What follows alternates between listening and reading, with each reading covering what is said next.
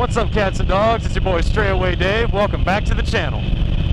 So y'all, I wanted to do a follow-up video to the previous chop shop where we did the Yamaha Bolt neck bearings. I wanted to go ahead and preface too that was not intended to be a how-to video, so if you are clicking on it to think, oh, this guy's doing the neck bearings, I wonder how it's done, I want to do it too. I don't really touch on the steps too awful much, but there were some things that I probably could have shown you and probably could have explained a little bit better. For instance, at the end of that video, you'll notice that the Yamaha Bolt still had the death wobble even though we changed the bearings. Well, hold on to your horses, everybody, because that itself was my fault. And sitting here on the Yamaha Bolt right now, I'm going to show you something very cool. Look at that. Not a wobble in sight. So yes, the answer to the age-old question, the Yamaha Bolt is now death wobble free, for better or worse. I'm not gonna lie to you guys, I kind of missed the death wobble a little bit just because it was a fun, like, little, I don't know, it was a party trick, I suppose. Whenever you go on a ride with somebody and they don't know the bike has it and you just pull it next to them, you let go and the handlebars start slapping or whatever, the look on people's faces is kind of funny. The better part is there's a little bit of peace of mind that comes with it. However, there are some things that I would like to make mention of that I did not know before doing this job and also had to learn after completing the job that I want to share with you guys and maybe anybody else is looking to do this job. So we're going to go back to the garage real quick and I'm going to show you guys a few things on the bike that you might want to pay more attention to than I did if you're going to do this job. Alright guys, we're back in the garage. I got the bike on the jack and the headlight off to try to give you a little bit better visual of what I was having to deal with. So as you saw, we did the neck bearings, got the front end back together, went for a test ride, and the death wobble was still there.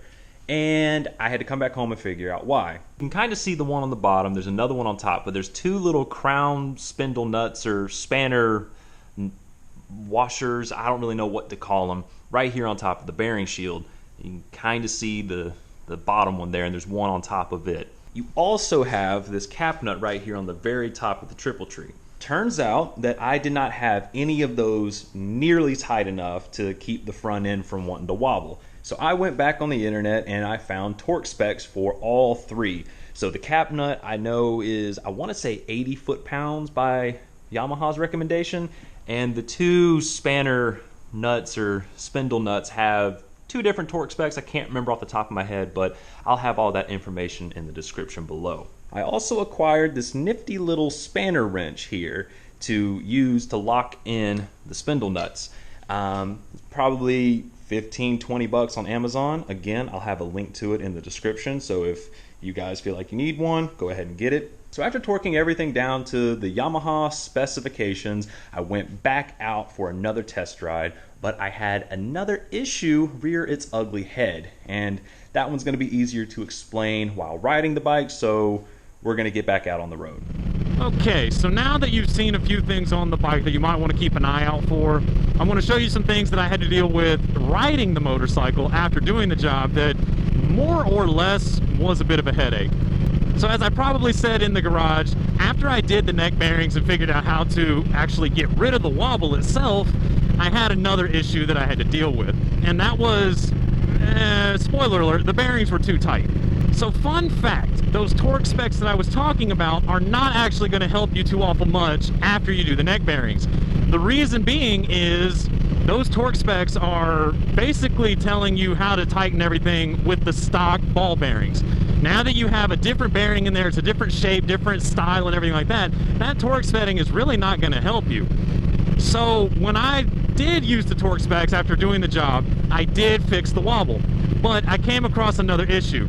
The bike would do this weird thing where, especially when slowing down, it would sway. Instead of wobble, it would sway. So say I was coming up to a stop, right? The bike would...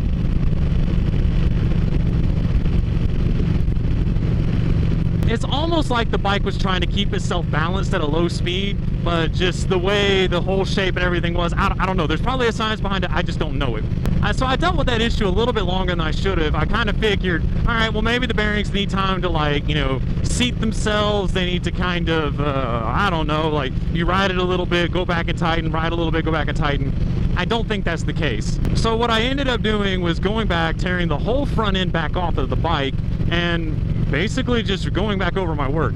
I made sure the bearings were actually greased. I even put a little bit more grease in there. I went back and tightened everything to torque except the little spindly nuts that I was showing you and the kingpin nut, or not the kingpin, but that very top nut on the top of the triple tree. So I tightened that first crown nut, which is your main one, I guess, until the fucking steering, I guess, felt free but not too free, and then used the top one to lock it down. And then again, when putting the cap nut back on the very top, I put it on there like basically hand tight, and then did like maybe half a turn with a wrench. When I went back and did the test ride, the bike had the death wobble again, telling me that the bearings were basically too loose. But I was planning on this, so I pulled over, took my wrench back out, tightened the cap nut, went back out on the road. Death wobble, still there. Pulled back over, tightened it down again, let go. Death wobble was gone, and there was no more sway. Good, job done.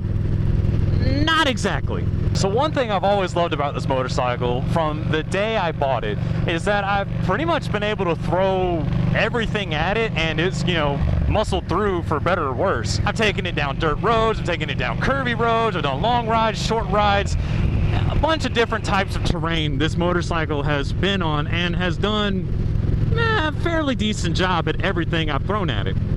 One thing in particular that I really enjoyed about it is that, you know how sometimes those grooves in the road where the tires will get stuck in it and the bike will kind of wiggle, like, you know, the front wheel is in this groove and the back wheel is in the groove next to it, so the bike kind of wiggles. The Bolt never really seemed to have that much of an issue beforehand until I did the neck bearings. Now, granted, this could be, you know, all chalked up to different speeds, different, you know, depths of grooves, and a whole bunch of other variables that I can't really, you know, think about at the top of my head. But all I know is whenever I was hitting the same grooves, like on my daily commute back to and from work, I'd hit the same grooves almost every day, and nothing would feel weird about the bike. After I did the neck bearings and fixed the, you know, little sway that the bike had, those grooves became pretty fucking scary. I'd hit them and the bike would dance. I mean, it never felt like it was necessarily out of control, but it also was very uncomfortable to deal with. So I did some research. I started asking questions in the Bolt Heads and Yamaha Bolt Owners Group Facebook pages. Somebody brought up an interesting point that I more or less have to agree with. The tires. The basic idea was that the tires wore to the bike, or how the bike was riding at the time.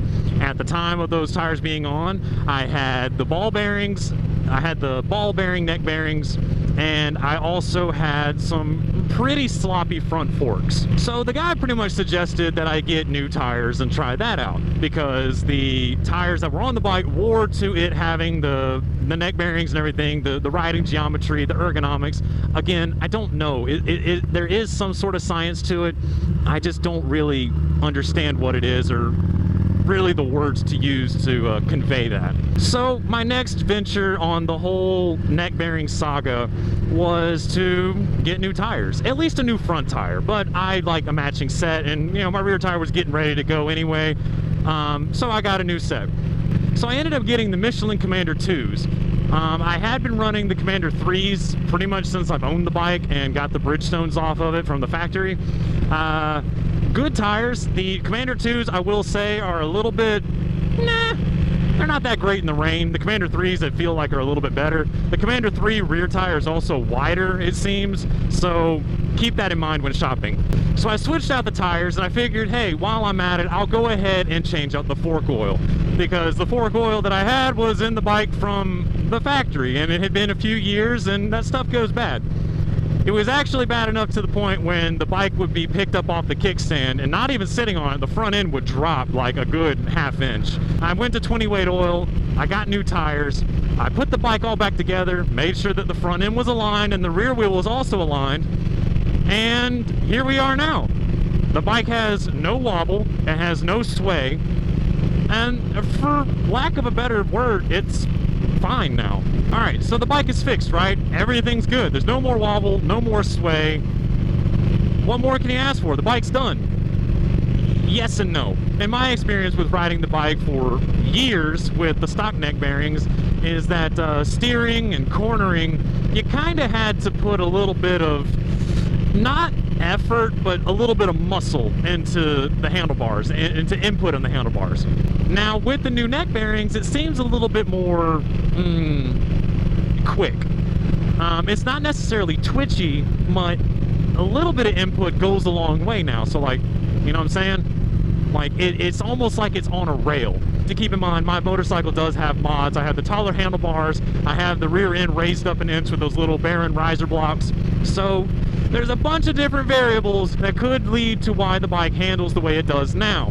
Again, it doesn't handle bad. It's just something that I had to get used to.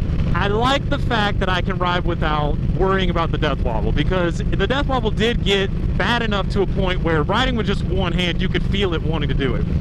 Now, I could never ride at like 56, 55 mile an hour without feeling the death wobble. Now the bike feels fine. Granted, you know, depending on the road, like this road right now isn't that great, but it's also not that bad either. So, I mean, look, no wobble in the handlebars. What more can you ask for? We fixed it.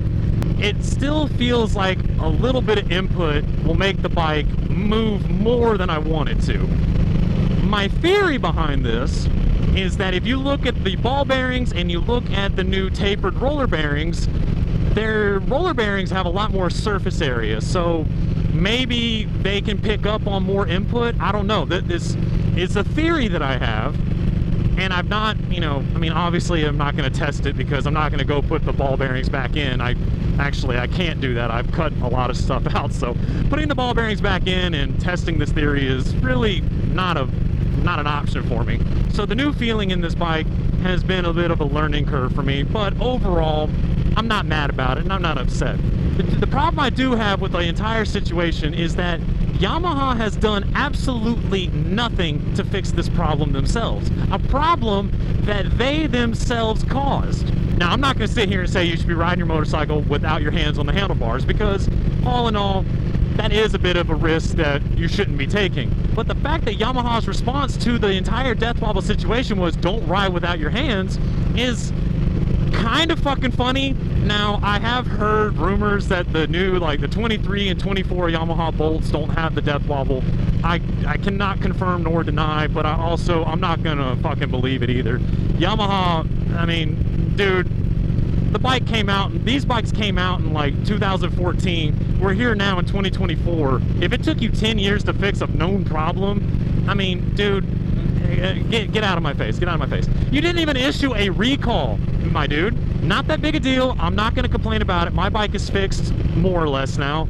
So, whatever. Fuck you. Still, though, it would have been nice to have the company actually own up to their issue and fix it. Harley-Davidson's done it. Why can't Yamaha? My overall opinion on doing the neck bearings in your Yamaha Bolt, I'm really going to leave it up to your own preference. If it bothers you that bad, go for it. And if it doesn't bother you, don't worry about it. Me, myself, I don't really care either way. It's kind of nice knowing that it doesn't have the death wobble now, and also with over 40,000 miles on the bike now, it's kind of nice to know that the neck bearings are fresh and have new grease in them. And it doesn't hurt to know how to work on your motorcycle. I know how to take the entire front end off my bike now. That's not really a flex, but it is something that maybe will come in handy down the line. So guys, I'm going to wrap this video up. I'm going to drop links in the description below of every video that I used, every link that I used, every torque spec, and all this other stuff. I'm going to put all the information that I used and acquired over the period of me doing this job. I'm going to put it all in the description below. Be sure to hit that like button and drop a comment down below. Let's start an argument. Let's start a conversation. Either one, just as stimulating. I want you guys to remember, no matter what you're riding, where you're riding to, or who you're riding with, it's okay to be astray. I'll catch y'all in the next one. Peace out.